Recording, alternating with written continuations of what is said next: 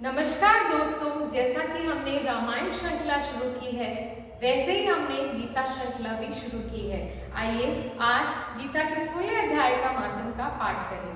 श्री महादेव जी कहते हैं, पार्वती अब मैं गीता के 16वें अध्याय का महात्म बताता हूँ, तुम ध्यान देकर सुनो।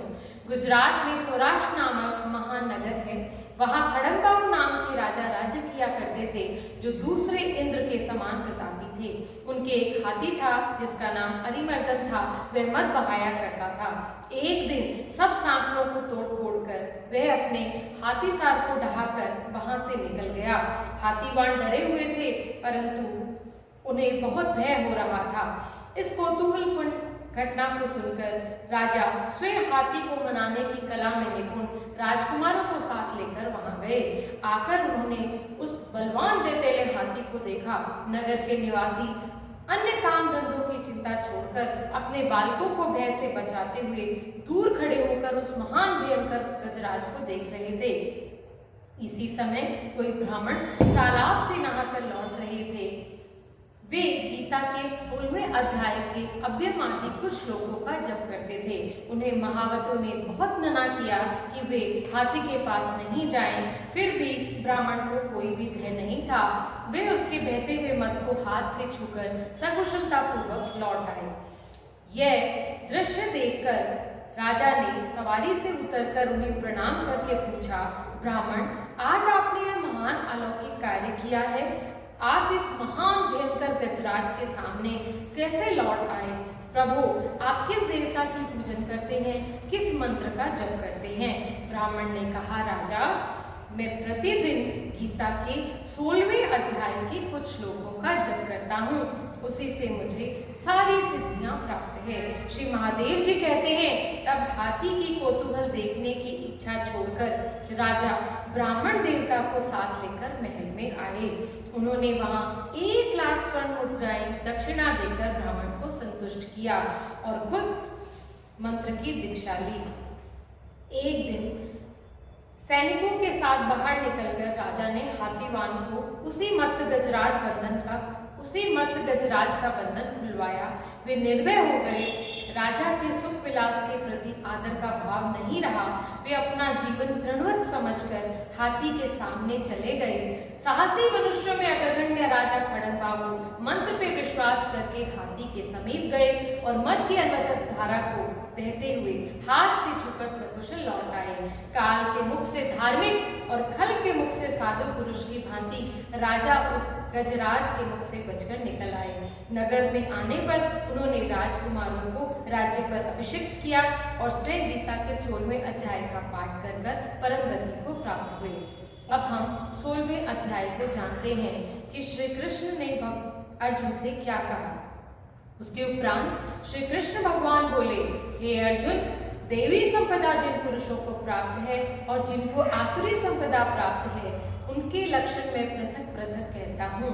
उनमें सर्वथा भय का अभाव, अंतःकरण की अच्छी प्रकार से स्वच्छता, तत्व ज्ञान में ध्यान योग में निरंतर दृढ़ स्थिति और सात्विक दान तथा इंद्रियों का दमन, भगवत पूजा और अग्निहोत्रादि कर्मों का आचरण और वेद शास्त्र पठन पाठन पूर्वक भगवान के नाम और गुणों का कीर्तन तथा स्वधर्म पालन के लिए कष्ट सहन करना, शरीर और इंद्रियों सहित अंतःकरण की सरलता, मन, वाणी, शरीर से किसी को भी किसी प्रकार का भी कष्ट न देना, यथार्थ प्रिय भाषण, अपना अपकार करने वालों पर भी क्रोध का न होना, कर्मों में कर्तापन के अभिमान का त्याग, अंतःकरण की उपरांता, चित्त की चंचलता का अभाव, किसी की भी निंदादि न करना, सब भूत प्राणियों में हेतु रहित दया, इंद्रियों का विषयों का सत संयोग होने पर भी आसक्ति का न होना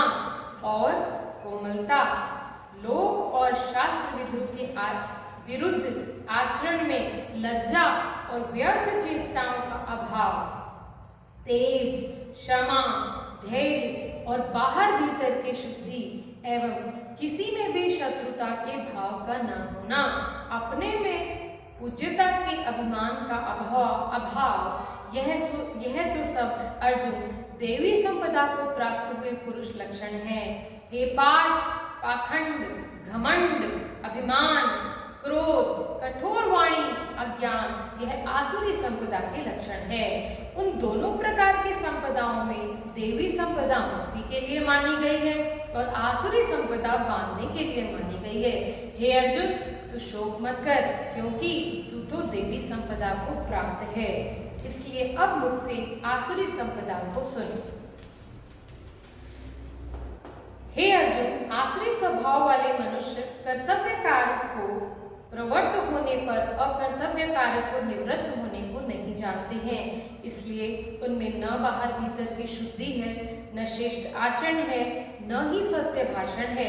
वे आसुरी प्रकृति वाले मनुष्य जगत को आश्रय रहित मानते हैं, झूठा मानते हैं, बिना ईश्वर के अपने आप स्त्री पुरुष से संयोग से उत्पन्न हुआ जानते हैं। इस प्रकार इस मिथ्या ज्ञान को अवलंबन करके नष्ट हो गया है स्वभाव जिनका, मंद है बुद्धि जिनकी, ऐसे वे सबका अपकार करने वाले क्रूर कर्मी मनुष्य केवल जगत का नाश करने के लिए उत्पन्न होते हैं। वे मनुष्य दंभ, मान, मद से युक्त हुए किसी भी प्रकार न पूर्ण होने वाली कामनाओं का आसरा लेकर अज्ञान व मिथ्या सिद्धांतों को ग्रहण करके भ्रष्ट आचरणों से युक्त हुए संसार में बरतते हैं। वे मरणपर्यंत रहने वाली अनंत चिंताओं को आश्रय किए हुए विषय भोगों के भोगने का तत्पर इतना ही मात्र आनंद है ऐसा मानने वाले हैं। वे आशा रूप सैकड़ों फांसियों में बंधे हुए, काम क्रोध के परायण हुए, विषय भोग की पूर्ति के लिए अन्यायपूर्वक धन आदि बहुत से पदार्थों को संग्रह करने की चेष्टा करते हैं। उन पुरुषों के विचार इस प्रकार होते हैं, इस मनोरथ को आज मैंने पा लिया, कल मैं वह पाऊंगा। आज मैंने इतना धन पा लिया, कल मैं इतना पाऊंगा। वह शत्रु मेरे द्वारा मारा गया, मैं दूसरे शत्रुओं को मारूंगा। मैं ईश्वर ऐश्वर्य को भोगने वाला हूँ, सब सिद्धियों से युक्त हूँ, बलवान हूँ, सुखी हूँ, बड़ा धनवान हूँ, बड़े कुटुंब वाला हूँ। मेरे समान और कौन होगा? मैं यज्ञ करूंगा, दान दूंगा, हर्ष को प्राप्त होऊंगा। इस प्रकार अज्ञान से मोहित है। इसलिए वे अनेक प्रकार से भ्रमित हुए चित्त वाले अज्ञानी जन मोहरूप जाल में फंसकर विषय भोगों में अत्यंत आसक्त हुए महान अपवित्र नरक में गिरते हैं। वे अपने आप को ही श्रेष्ठ मानने वाले घमंडी पुरुष धन और मान के मद से शास्त्र विधि से रहित केवल नाम मात्र के योगियों द्वारा पाखंड यजन करते हैं। वे अहंकार, बल, घमंड, कामना, क्रोधादि परायण हुए दूसरों की निंदा करने वाले और दूसरों के शरीर में मुझ अंतर्यामी से द्वेष करने वाले हैं। ऐसे उन द्वेष करने वाले पापाचारियों को, क्रूर कर्मियों को मैं बारंबार आसुरी योनियों में गिराता हूँ। इसलिए हे अर्जुन, वे मूढ़ पुरुष जन्म जन्म आसुरी योनि को प्राप्त होते हैं। हे अर्जुन, काम, क्रोध, लोभ यह 3 प्रकार के नरक के द्वार हैं। आत्मा का नाश करने वाले हैं, अधोगति में ले जाने वाले हैं। इससे इन तीनों को त्याग देना चाहिए, क्योंकि हे अर्जुन, इन तीनों से नरक हुआ द्वारों से मुक्त हुआ पुरुष, काम, क्रोध, लोभादि विकारों से छूटा हुआ पुरुष अपने कल्याण का आचरण करता है। इससे वह परम गति को जाता है। जो पुरुष शास्त्र विधि को त्याग कर अपनी इच्छा के अनुसार बरतता है, वह न सिद्धि को प्राप्त होता है, न परम गति को प्राप्त होता है, न सुख को प्राप्त होता है। इससे तेरे लिए इस कर्तव्य और अकर्तव्य की व्यवस्था में शास्त्र ही प्रमाण है, ऐसा जानकर तू शास्त्र विधि से नियत किए हुए कर्मों को करने के लिए योग्य है। श्री कृष्ण गोविंद हरे मुरारे, हे नाथ नारायण वासुदेव।